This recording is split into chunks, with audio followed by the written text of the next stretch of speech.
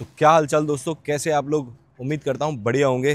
तो चलिए शुरुआत करते हैं एक और नए वीडियो की। और आज के वीडियो में देखेंगे हम अमेरिका के अंदर 1834 में बने एक छोटे शहर को कि आज वो कैसा है। और साथ ही में देखेंगे वहाँ के रेलवे स्टेशन को जो 1922 में बन गया था। बिल्कुल दोस्तों, 100 साल से भी ज़्यादा हो चुके हैं उस रेलवे स्टेशन को बने हुए, तो उसे भी देखेंगे। और साथ ही में जानेंगे, जैसा मैंने आपको लास्ट वीडियो के अंदर बताया था कि 9/11 के अटैक के बाद अमेरिका ने ऐसा कौन सा एक्ट बनाया जिससे पिछले 24-25 सालों में यहाँ पर कोई भी टेररिस्ट अटैक नहीं हुआ। तो क्या ऐसा कोई एक्ट इंडिया भी बना सकता है या इंडिया को बनाना चाहिए, तो जानेंगे इस बारे में भी। तो चलिए मेरे साथ इस सफ़र पे। अपनी गाड़ी खड़ी है, अब इसी से चलने वाले हम, और आपको दिखाता हूँ अमेरिका के नज़ारे में साथ में।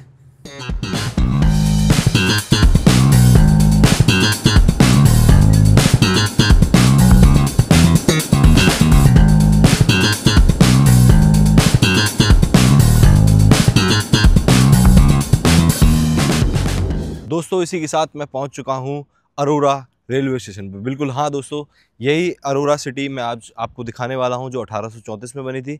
और फिलहाल मैं जिस रेलवे स्टेशन पे हूं वो 1922 के अंदर बनना स्टार्ट हुआ था। तो कुछ ऐसा है ये स्टेशन आज का। आप पहले आज का स्टेशन देख लीजिए, अभी जो फिलहाल यहाँ पर ट्रेन चलती है, सर्विस चलती है वो। और यहाँ पर खड़ा हुआ है देखिए एक हेरिटेज बोगी खड़ी है, या ये इंजन है, ये मेरे को नहीं मालूम, शायद इंजन ही है मेरे ख्याल से। क्योंकि इसके अंदर आप देखिए ऊपर ड्राइवर वगैरह के बैठने की जगह भी है, आप देख पा रहे हो तो ये देखिए। तो कुछ ऐसा है यहाँ का रेलवे स्टेशन। अभी फ़िलहाल मैं आपको ये बोगी दिखा रहा हूँ और यहाँ का रेलवे स्टेशन दिखाऊंगा जो जस्ट मेरे पीछे है। आप देखिए ये पूरी की पूरी बिल्डिंग पत्थर से बनी हुई है, और ऐसा छोटा पत्थर नहीं, काफ़ी बड़े ब्लॉक्स साइज़ के पत्थर का यूज़ किया गया है। आप जैसे देख सकते हो ये मेरा हाथ है और कितने बड़े ब्लॉक्स का यूज़ किया गया है। तो ये काफ़ी एशियंट आर्किटेक्चर है अमेरिका के हिसाब से देखा जाए अगर तो। क्योंकि ये 1822 में बनना शुरू हुआ था, तो आप इसकी जो बिल्डिंग की हेरिटेज को समझ ही सकते हो कि वो कितनी पुरानी है। ये है अरोरा ट्रांसपोर्टेशन सेंटर। तो आइए चलते हैं अब इस रेलवे स्टेशन के अंदर और मैं आपको दिखाता हूँ कैसा है यहाँ का रेलवे स्टेशन अंदर से। काफ़ी पुरानी बिल्डिंग है और इन्होंने जिस तरीके से इस बिल्डिंग को प्रिजर्व करके रखा हुआ है वो काफ़ी देखने में शानदार चीज़ है। देखिए, तो डबल डोर एंट्री यहाँ के वेदर कंडीशन के कारण होती है। और आप देखिए कितनी शानदार तरीके से यहाँ पर इन लोगों ने इस बिल्डिंग को प्रिजर्व करके रखा हुआ है। आप देख सकते हो कि पूरे का पूरा आर्किटेक्चर एकदम पुराने ज़माने का अभी भी लगता है, लेकिन साथ में नई चीज़ों को इंटीग्रेट कर दिया गया है। तो जो हेरिटेज बिल्डिंग्स हैं उनको संभाल के रखना और उनको प्रिजर्व करना, कुछ आप देख सकते हो यहाँ से। अब ये देखिए, ये इन्होंने जो है अपने ट्रांसपोर्ट सेंटर के पुराने फ़ोटोज़ वगैरह और इनकी डिटेल लगा रखी है। आप इनको पॉज करके पढ़ सकते हो, आराम से देख सकते हो। काफ़ी सारे फ़ोटोज़ हैं ये, जब वहाँ शायद मेरे को लगता है जो वर्कर्स काम करते थे उनके बारे में है। तो कुछ इस तरीके का है, बहुत शानदार सा इंटीरियर बना हुआ है इसका। आप देखिए, ये देखिए, ये पहले जो स्टीम इंजन चलते थे उनके बारे में यहाँ पर बताया हुआ है। और देखिए लक्कड़ का कितना प्रयोग किया गया है यहाँ पर। और पूरी की पूरी जो चेयर वगैरह है वो सब भी एकदम पुरानी है, पर उसी के साथ अगर हम देखें तो एकदम नई चीज़ों को इंटीग्रेट किया हुआ है। ऐसा नहीं है कि केवल पुराना है तो उसे खटारा हालत में छोड़ दिया गया है, उन्होंने नई चीज़ों के साथ इंटीग्रेट किया हुआ है। जैसे आप यहाँ देखिए पूरा वेदर जो पूरा सिस्टम है, मतलब एसी हीटिंग का पूरा सिस्टम है वो यहाँ पर लगा दिया गया है। लाइट्स लगा दिए गई हैं, सीसीटीवी लगा दिए गए हैं। साथ में ये देखिए यहाँ एटीएम भी है और काफ़ी सारी वेंडिंग मशीन्स भी लगी हुई हैं। कुछ छोटी मोटी दुकानें भी हैं वहाँ पर। तो कुछ इस तरीके का है ये रेलवे स्टेशन।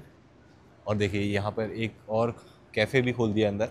तो ये काफ़ी अच्छी चीज़ है। जो हमारे यहाँ इंडिया के अंदर काफ़ी सारी हेरिटेज बिल्डिंग हैं, वहाँ पर मेरे को लगता है कि गवर्नमेंट के पास बहुत सारा पोटेंशियल है काफ़ी ज़्यादा अर्न करने का। तो गवर्नमेंट चाहे अगर तो वहाँ पर पुरानी बिल्डिंग्स के अंदर जो है प्राइवेट कंपनीज़ को, प्राइवेट लोगों को, छोटे छोटे लोगों को स्पेसेस दे सकती है। और अगर वो रिनोवेट करके उसको एक अच्छे कैफ़े में बना पाए तो ये काफ़ी अच्छा बिज़नेस हो सकता है। तो फिलहाल कुछ ऐसा था यहाँ का रेलवे स्टेशन जो 1922 में बना था। और इसी के साथ अब चलते हैं हम लोग अरोरा सिटी में जो 1834 के अंदर बनी थी। तो आपको वो सिटी भी दिखाता हूँ, वहाँ का डाउनटाउन भी दिखाऊंगा। चलते हैं फिलहाल और देखते हैं अरोरा का डाउनटाउन। तो दोस्तों कुछ ऐसा है अमेरिका का 1834 में बना शहर का डाउनटाउन। आप देख सकते हो कि यहाँ की जो बिल्डिंगें आपको दिखाई देंगी वो पूरी की पूरी ब्रिक वर्क में बनी हुई है। तो जो ब्रिक का यूज़ होता था वो काफ़ी अर्ली स्टेज में ये लोग करते थे। फिलहाल तो लकड़ के घर ज़्यादा बनाते हैं या फिर हाईटेक बिल्डिंग्स बनती हैं डाउनटाउन्स के अंदर जो कंक्रीट की रहती हैं। और ये जो बिल्डिंग है वो पूरी की पूरी आप देखो तो ब्रिक से बनी हुई है ज़्यादातर। इसी के साथ अपनी गाड़ी को कर दिया पार्क और अब चलते हैं और आपको दिखाता हूँ कि अरोरा डाउनटाउन कैसा है। बिल्कुल दोस्तों, जो मैंने आपको बताया था कि 1834 के अंदर बना था ये डाउनटाउन, मतलब बनना स्टार्ट हुआ था। तो 1834 के अंदर बनने के बाद अपनी हेरिटेज वैल्यूज़ को संभालते हुए किस तरीके से ये आज मॉडर्नाइजेशन को अपना चुका है, देखेंगे आज के वीडियो के अंदर अपन, और इसी बात को समझेंगे और जानेंगे। तो चलते हैं फिलहाल यहाँ का डाउनटाउन देखने। भाई कचड़ा उठाने के लिए कैसी गाड़ियाँ यहाँ पर यूज़ की जाती हैं। ये फुली ऑटोमेटिक है, एक या दो बंदे इसको ऑपरेट कर लेते हैं और कुछ इस तरीके की गाड़ियों का यूज़ किया जाता है यहाँ पर। ये शहर कितना पुराना है ये मालूम चलता है वहाँ के बैंक से। देखिए ये ओल्ड सेकेंड नेशनल बैंक की क्लॉक है और ये कितनी पुरानी लग रही है, आप देख ही सकते हो। अगर आप इस बिल्डिंग को देखेंगे तो आपको समझ में आएगा कि कितनी पुरानी है। और ये इतनी ऊंची बिल्डिंग इन्होंने केवल ईंटों से बना रखी है, कोई कॉलम बिल्डिंग नहीं है। साथ ही में देखिए आप, ये नीचे जो नदी बह रही है दोस्तों, ये काफ़ी साफ़ है। मतलब शहर के बीच में से जाने के बाद भी ये नदी काफ़ी साफ़ है। तो इस चीज़ साफ़ सफाई का काफ़ी ध्यान रखते हैं, इसीलिए मतलब यहाँ की जो सुंदरता है वो बनी रहती है। आज हम जा रहे हैं अभी एक म्यूज़ियम के अंदर। मैं आपको वो म्यूज़ियम दिखाऊंगा कि कैसा है वो म्यूज़ियम, क्योंकि काफ़ी ज़्यादा रिव्यूज़ हैं उसके ऊपर, 1600 से भी ज़्यादा रिव्यूज़ हैं और वो अमेरिकन मिलिट्री के बारे में है। तो काफ़ी अच्छा होगा, होप सो। चलते हैं अभी उस म्यूज़ियम की तरफ और आपको दिखाता हूँ मैं कैसा है वो म्यूज़ियम। देखिए कुछ ऐसे हैं शिकागो डाउनटाउन के जो पुराने घर हैं, जो 1857 बने घर हैं। आप देखिए ये 1834 में बने घर हैं। अब ये उस टाइम पे बने थे तो ये पूरे ब्रिक्स से बने हुए हैं। पहुँच चुका हूँ मैं म्यूज़ियम के पास और यहाँ पे देखिए एक थोड़ा सा एरिया खाली था तो उसको भी काफ़ी अच्छे से इन्होंने डेकोरेट कर दिया। और अब चलते हैं म्यूज़ियम में, एंट्री करते हैं। म्यूज़ियम के एकदम पास ही पहुँच चुका हूँ मैं। और ये देखिए डोमिनोज़ की गाड़ियाँ जो पिज़्ज़ा डिलीवरी करती हैं वो कुछ ऐसी हैं यहाँ पे, ये देखिए। तो इन गाड़ियों से पिज़्ज़ा को यहाँ पर नॉर्मली जो है डिलीवर किया जाता है। तो अरोरा के इस म्यूज़ियम के पास तो मैं आ गया हूँ, पर अनफॉर्चुनेटली यहाँ फ़िलहाल अभी कंस्ट्रक्शन का काम चल रहा है, आप देख सकते हो। तो ये म्यूज़ियम बंद है, नहीं तो मैं आपको अंदर से भी दिखाता है इसे। पर काफ़ी शानदार लग रहा है ये म्यूज़ियम, आप देख सकते हो। तोप्स वगैरह रखी हुई है यहाँ पर और ये मिलिट्री के बारे में है, तो काफ़ी अच्छा होता अगर हम इसे देख पाते अंदर से। पर मैं कभी और आकर कुछ दिनों बाद यहाँ एक ब्लॉग और बना दूँगा जहाँ इस म्यूज़ियम को कवर करूँगा। अब फ़िलहाल देखिए यहाँ पर कंस्ट्रक्शन का काम कितनी बढ़िया सेफ्टी के साथ में किया जा रहा है। अभी उसी के पीछे रिवर फ्रंट पे आ चुका हूँ मैं, आपको ये रिवर फ्रंट दिखाता हूँ कैसा है यहाँ का रिवर फ्रंट। कुछ बेंचेस लगा रखी हैं, आप देख सकते हो आगे। मैं कुछ जूम करके दिखाता हूँ पीछे। तो 1834 के अंदर कुछ इस तरीके का शहर को डिज़ाइन करना और उसको अपग्रेड करते जाना समय के साथ में, ये काफ़ी अलग है। और ये एक थिएटर है यहाँ पर, आप देख ही सकते हो, स्टॉप आइलैंड थिएटर का नाम है। और ये पार्क आप सामने देख सकते हो, ऐसा पार्क बना हुआ है यहाँ पे। तो फिलहाल जो है एक पार्ट म्यूज़ियम का ओपन करके अभी रखा हुआ है और उसके अंदर अभी हम आ सकते हैं। आप देख सकते हो कितना ये हेरिटेज म्यूज़ियम है, कितनी अच्छे से प्रिसाइजली चीज़ों को प्रिजर्व करके यहाँ रखा हुआ है। आप देख सकते हो यहाँ कुछ फ़ोटोग्राफ्स हैं इनके, और यहाँ कुछ हेड्स वगैरह रखी हुई हैं, काफ़ी पुराने फ़ोटोग्राफ्स रखे हैं। अभी पूरा म्यूज़ियम ऑफ कोर्स ओपन नहीं है, पर छोटा सा एक पार्ट मैं म्यूज़ियम का आपको दिखा रहा हूँ जो अभी फ़िलहाल ओपन है। और यहाँ कुछ कैंडल्स वगैरह मिल रही हैं एज ए सोवेनियर, आप ले सकते हो। और आप इसको पॉज करके इनको आराम से पढ़ भी सकते हो। तो कुछ पुराने बर्तन, किस तरीके के ये लोग बर्तन यूज़ करते थे, ये उस बारे में यहाँ पर दिया हुआ है। जो प्रेजेंटेशन लेवल है वो मैं कह सकता हूँ काफ़ी ही अच्छा है, बहुत ही अच्छे तरीके से इसको प्रेजेंट किया गया है। चीज़ें तो बहुत बेसिक हैं पर उनको काफ़ी अच्छे तरीके से प्रिजर्व किया हुआ है। आप देखिए ये टीन के कनिस्टर जो हम अभी भी यूज़ करते हैं, पहले इनमें बिस्कुट आया करते थे, वो बिस्कुट रखे हुए हैं इसमें। तो कुछ इस तरीके की चीज़ें हैं यहाँ पर, यूटेंसिल्स बर्तन दिए हुए हैं। तो आप देखिए पुरानी बिल्डिंग, आप पीछे की जो वॉल्स को देख सकते हो कि वो कितनी पुरानी है, आपको देखने को मिलेगा, लेकिन उसको कितनी प्रिसाइजली नई वॉल्स के साथ में कवर किया हुआ है।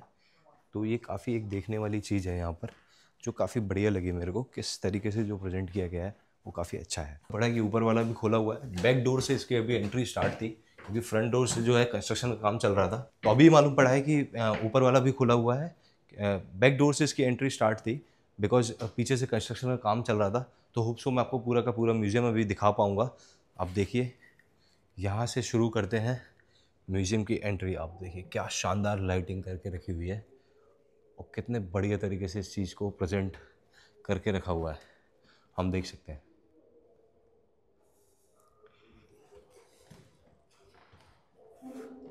ये यूएस के कुछ पुराने मिलिट्री के मेरे कपड़े हैं, जो उनकी ड्रेस होगी वो है। आप पॉज करके चीज़ों को पढ़ सकते हो, कि ऑफ कोर्स मैं एक एक चीज़ आपको पढ़ के नहीं बता पाऊँगा, पर जो वे ऑफ प्रेजेंटेशन है वो काफ़ी अच्छा है। अभी देखिए ये था मेन डोर यहाँ का, और इस मेन डोर को यहीं पर क्लोज करके रखा हुआ है, क्योंकि कंस्ट्रक्शन का काम चल रहा है। तो कुछ इस तरीके से अपनी चीज़ों को इनिशियल डेज में करते थे, और उनको इनने प्रिजर्व करके रखा हुआ है। ये काफ़ी अच्छी चीज़ लगी मेरे को देखने में, कि आप भूलते नहीं हो अपनी पुरानी चीज़ों को। ऐसा नहीं है, ये देखिए ये भी लोग आम लोगों की तरह ही थे, और इन्होंने ऐसा क्या किया कि ये अब वर्ल्ड की सुपर पावर बन चुके हैं। तो ये कुछ गन्स इनकी पुरानी, जो भरमार बंदूक होती थी एक, हमारे इंडिया में भी काफ़ी फेमस थी वर्ल्ड वॉर 2 के टाइम पे, और उससे पहले इसको यूज़ किया जाता था। आप देख सकते हो ये वही भरमार बंदूक है, ऊपर से इसमें चाकू भी लग जाता है आगे से शायद ये। तो ये वो उसका चाकू है। कुछ ऐसी गन्स का यूज़ करते थे। ये अगेन उनकी ड्रेस, पानी पीने का सामान, और कुछ ऐसी चीज़ें हैं, बेसिक चीज़ें।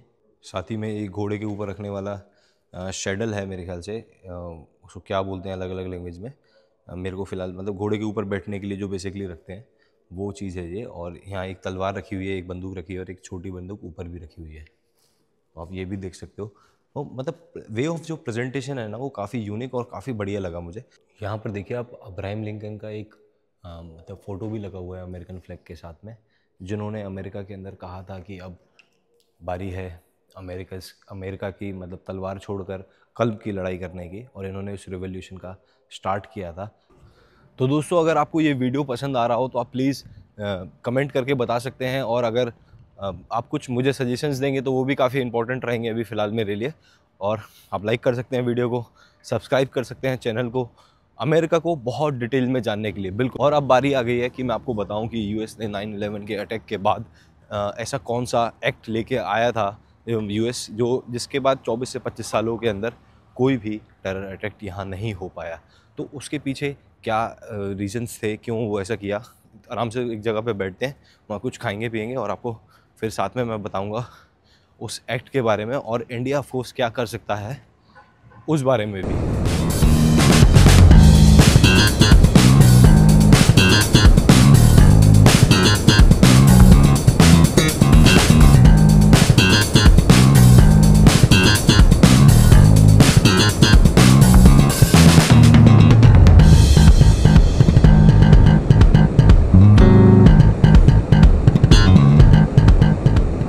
तो अब इसी के साथ पहुंच चुका हूं मैं, और चलते अंदर कुछ ऑर्डर करता हूं, फिर आपको बताता हूं मैं उस एक्ट के बारे में, जो कि केवल 1 महीने बाद ही कर दिया गया था लागू अमेरिका के अंदर 9/11 के अटैक के बाद। और क्या हम उससे देख सकते हैं, क्या सीख सकते हैं, क्या समझ सकते हैं, उस बारे में भी जानेंगे। फ़िलहाल चलते हैं इसके अंदर, और कुछ ऑर्डर करता हूँ मैं, फिर आपको बताता हूँ। और आ गया है, भूख लग रही है अभी, और केवल $4 में ये मिला है। अभी आपको बताऊँगा कैसे। $4 के अंदर ये कॉफ़ी भी थी, $4.5 एक्चुअली। मैं आपको बताऊँगा कि इतने सस्ते में कैसे मैंने ये दोनों चीज़ें ली, उस बारे में बात करेंगे। तो स्टारबक्स के वॉशरूम के अंदर एक बढ़िया चीज़ लगी मेरे को। देखिए, यहाँ से लो साबुन, यहाँ से लो पानी और यहीं से लो हवा। ये काफ़ी सही लगा मुझे। मैंने कहा आपको दिखा देता हूँ मैं। तो दोस्तों, अब बात कर लेते हैं उस ज़रूरी टॉपिक के बारे में। उससे पहले मैं आपको बता देता हूँ कि ये कॉफ़ी और मैंने ये सब $4 में कैसे लिया। एक्चुअली $4.5 में। तो एक कूपन था, उस कूपन में आप ड्रिंक फ्री कर सकते हो अपने खाने के साथ में। तो वो कूपन मेरे पास में था। एडवर्टाइजमेंट के लिए स्टारबक्स समय समय पे ऐसे कूपन्स देता रहता है। तो इसी तरीके से कुछ 300-350 रुपये के अंदर मैं ये दोनों चीज़ें इंडिया की US के अंदर अफोर्ड कर पा रहा हूँ, जो बहुत काफ़ी सस्ता है। वैसे ये $11-12 का ऑर्डर था। तो अब बात करते हैं उस ज़रूरी चीज़ के बारे में। तो दोस्तों, अब बात कर लेते हैं उस ज़रूरी चीज़ के बारे में कि US ने 9/11 के अटैक के बाद ऐसा कौन सा एक्ट बनाया था जिससे पिछले 24 सालों के अंदर US के अंदर कोई भी अटैक नहीं हुआ। बिल्कुल दोस्तों, तो 9/11 का एक अटैक हुआ था यहाँ पर, जहाँ पर 3000 से भी ज़्यादा लोग मारे गए थे उस अटैक के अंदर, जो न्यूयॉर्क के ट्विन टावर के अंदर प्लेन को डायरेक्टली इंगेज करके उस अटैक को किया गया था। अब बात करते हैं फ़िलहाल पहले उस पेट्रियट एक्ट पे आने से पहले जो अमेरिका ने बनाया था भारत के। तो भारत के अंदर भी जो रिसेंटली अटैक हो रहे हैं, या फिर 26/11 हुआ था, उरी हुआ था, पुलवामा हुआ था, और अभी पहलगांव जो रिसेंट अटैक हुआ जिसके अगेंस्ट में हमने सिंदूर ऑपरेशन भी चलाया। तो इंडिया के अंदर भी पोटा और टाडा जैसे कुछ एक्ट हैं, पर वो एक्ट काफ़ी पुराने हो चुके हैं। अब हमें ज़रूरत है एक नए रिफॉर्म एक्ट की इंडिया के अंदर, जिससे हम टेरर को कम्प्लीटली एलिमिनेट कर सकें दुनिया से। ये केवल एक देश की बात नहीं है, ये इंसानियत की बात है। देखिए, ऐसा नहीं है कि इंडिया के अंदर अटैक हो रहा है तो इंडियन गवर्नमेंट को ही करना है, सबसे पहले करना पड़ेगा, पर ये पूरे वर्ल्ड वाइड सभी के लिए एक ख़तरनाक बात है। तो अब बात करते हैं अमेरिका के उस एक्ट की जो पेट्रियट एक्ट नाम है, और इसे 30 दिनों के अंदर ही 9/11 के अटैक के बाद बना दिया गया था, जिसके अंदर 3-4 टॉपिक हैं मेन। मैं आपको जो बताता हूँ कि एक तो सबसे पहले इन्फॉर्मेशन से उस एक्ट के अंदर ऐसे एक्ट बनाए गए कि वो किसी की भी अब इन्फॉर्मेशन ले सकते हैं। और मतलब इन्फॉर्मेशन लेने से मतलब है कि आप कॉल टैप कर सकते हैं, मैसेज देख सकते हैं, सोशल मीडिया प्लेटफॉर्म पे जितनी भी जगह पर अवेलेबिलिटी है उन सभी को चेक किया जा सकता है बिना किसी को बताए या बिना किसी को इन्फॉर्म किए। अगर आप इन्फॉर्म कर देंगे पहले से ही तो वो सचेत हो जाएंगे। तो राइट, आपको ऐसा एक्ट बनाना पड़ेगा जिसमें आपको जो हमारी एजेंसीज़ हैं, जो यहाँ की एजेंसी हैं, वो डायरेक्ट जो है इन्वॉल्व हो सकती हैं और बिना किसी भी इंटरफेरेंस के ऐसा काम कर सकती हैं। अब दूसरा काम उन्होंने ये किया कि जो मनी लॉन्ड्रिंग होती है या काले पैसे को उपयोग किया जाता है ऐसे कामों में, ब्लैक मनी जिसको हम बोलते हैं, टेरर जैसे कामों को फंडिंग करने के लिए, क्योंकि किसी भी टेरर अटैक को बिना फंड के एग्जीक्यूट नहीं किया जा सकता। तो उसको रोकने के लिए भी वो एक्ट है, वो किसी को भी सर्विलांस कर सकते हैं, बैंकिंग सेक्टर पे नज़र रख सकते हैं। साथ ही में इसके अलावा कुछ स्पाई कैमरा काफ़ी सारी जगहों पर अमेरिका के अंदर लगाए गए, जैसे कि मस्जिदों में और काफ़ी जगहों पर लगाए गए, ताकि इस चीज़ को इंश्योर किया जा सके कि कोई भी टेरर अटैक दोबारा अमेरिका के अंदर ना हो। तो बिल्कुल ऐसे ही एक एक्ट की ज़रूरत इंडिया को अपने हिसाब से डिज़ाइन करके बनाने की ज़रूरत है, क्योंकि पिछले कुछ दिनों के अंदर जो इंडिया में अंदर से जो हमले हो रहे हैं, जैसे कि आपने बंगाल के अंदर देखा, या फिर कश्मीर में भी हमने काफ़ी पहले से ये हमले देखे हैं, तो इनको रोकने के लिए इसकी जड़ को अंदर से भी काटना पड़ेगा। बाहर से तो यकीनन हम बहुत अच्छा काम कर रहे हैं, सिंदूर जैसे ऑपरेशन चला के, उरी और बालाकोट जैसे operation, surgical strikes, air strikes चलाकर, पर अंदर से भी इस टेरर को ख़त्म करने के लिए हमें एक ऐसे मजबूत कानून की ज़रूरत है जो 21वीं सदी के हिसाब से, 21st सेंचुरी के हिसाब से डिज़ाइन किया गया हो और भारत के लिए उपयोगी हो। तो ऐसा क्या एक्ट हम बना सकते हैं? हमारी गवर्नमेंट को पार्लियामेंट से पास करना चाहिए जल्दी से जल्दी। तो ये वीडियो इस बारे में था। मैं आपको बताना चाहता था कि अमेरिका ने ऐसे अटैक के तुरंत बाद 1 महीने के अंदर ही क्या एक्ट बनाया, और आपको ये इन्फॉर्मेशन कैसी लगी तो आप बताइएगा कमेंट बॉक्स में। आपको अगर अच्छी लगी हो तो लाइक और सब्सक्राइब करिएगा चैनल को। बिल्कुल दोस्तों, तो जैसा मैंने आपको पहले भी बताया था कि मैं अपने वीडियोस में ट्रैवल के साथ साथ आपको बताऊंगा जियोपॉलिटिकल बातें, और बताऊंगा कि क्या हम किसी देश से सीख सकते हैं या फिर क्या सिखा सकते हैं। तो मिलते हैं दोस्तों इसी के साथ एक और नए वीडियो में, एक और नए टॉपिक और एक और नई जगह के साथ।